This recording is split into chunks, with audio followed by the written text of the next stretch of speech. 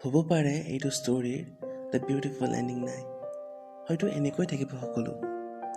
তথাপিও কওঁ, thanks for making me feel so' special. কথাবোৰ তোমাৰ এইটো মেছেজেৰে ধুনীয়া হৈ পৰিছিল। কেতিয়াবা কিছু কাহিনীৰ এটি ধুনীয়া সামৰণি নাথাকে বা দৰকাৰ নাথাকে, কিয়নো সেই কাহিনী নিজৰ মাজতেই এটি ধুনীয়া কবিতা হৈ পৰে।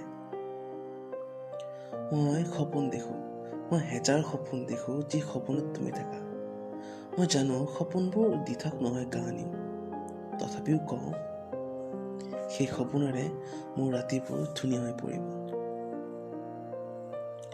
তুমি মোৰ কবিতাৰ আটাইতকৈ ধুনীয়া শিৰোনামা, মোৰ বাগিচাৰ আটাইতকৈ সুগন্ধি ফুল।